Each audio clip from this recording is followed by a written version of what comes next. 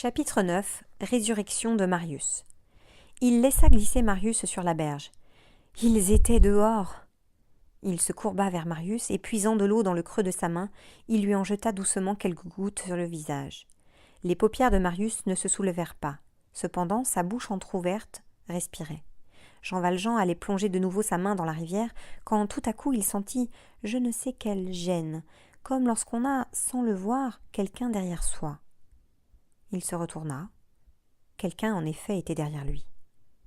Jean Valjean reconnut Javert.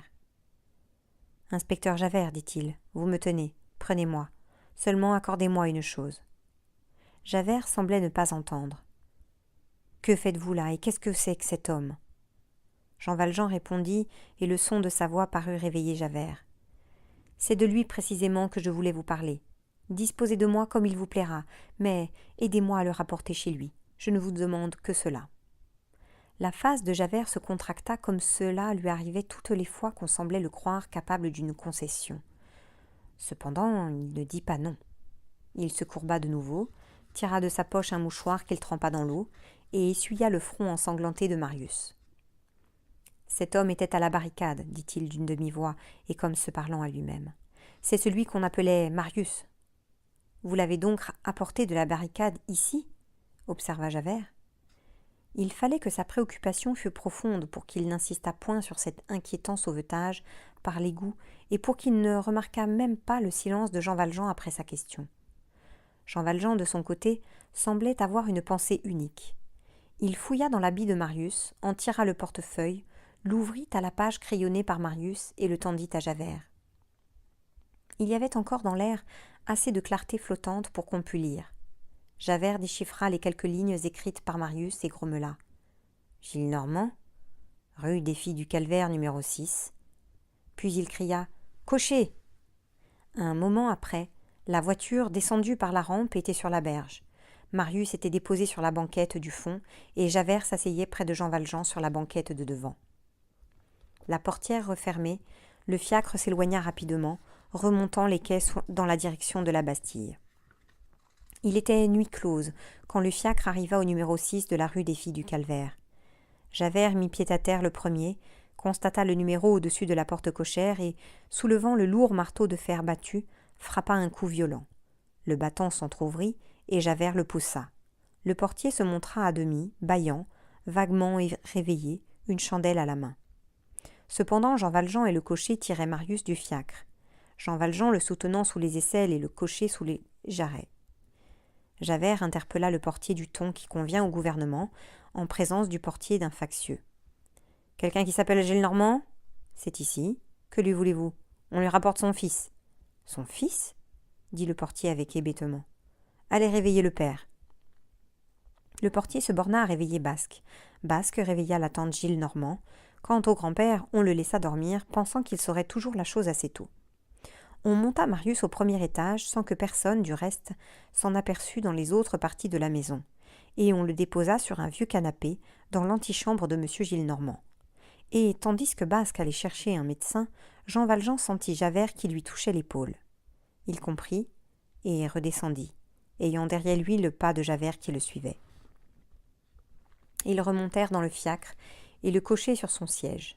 « Inspecteur Javert, dit Jean Valjean. Accordez-moi encore une chose. »« Laquelle ?» demanda rudement Javert. « Laissez-moi rentrer un moment chez moi.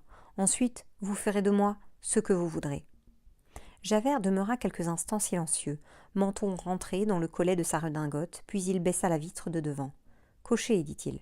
Rue de l'Homme-Armé, numéro 7. » À l'entrée de la rue de l'Homme-Armé, le fiacre s'arrêta.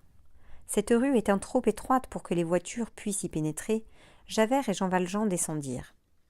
Javert tira de sa poche 4 Napoléons et congédia le fiacre. Jean Valjean pensa que l'intention de Javert était de le conduire à pied au poste des Blancs manteaux ou au poste des archives qui sont tout près. Ils s'engagèrent dans la rue. Elle était, comme d'habitude, déserte. Javert suivait Jean Valjean. Ils arrivèrent au numéro 7. Jean Valjean frappa. La porte s'ouvrit. « C'est bien, » dit Javert, « montez. » Il ajouta avec une expression étrange et comme s'il faisait effort en parlant de la sorte. « Je vous attends ici. » Jean Valjean regarda Javert. Cette façon de faire était peu dans les habitudes de Javert. Il poussa la porte, entra dans la maison, cria au portier qui était couché et qui avait fixé le cordon de son lit. « C'est moi !» et il monta l'escalier. Parvenu au premier étage, il fit une pause. La fenêtre du palier était ouverte. Elle prenait jour et avait vue sur la rue. Jean Valjean, soit pour respirer, soit machinalement, mit la tête à cette fenêtre. Il se pencha sur la rue. Jean Valjean eut un éblouissement de stupeur. Il n'y avait plus personne. Javert s'en était allé. Pendant ce temps, rue des Filles du Calvaire, Basque et le portier avaient transporté Marius dans le salon où, sur l'ordre du médecin, un lit de sangle avait été dressé. Le médecin examina Marius, et après avoir constaté que le pouls persistait, que le blessé n'avait à la poitrine aucune plaie pénétrante, il le fit poser à plat sur le lit, sous l'oreiller. Sans l'oreiller, la tête sur le même plan que le corps, le buste nu, afin de faciliter la respiration. Au moment où le médecin essuyait la face et touchait légèrement du doigt les paupières toujours fermées, une porte s'ouvrit du fond du salon, et une longue figure pâle apparut. C'était le grand-père. Les vieillards ont le sommeil fragile.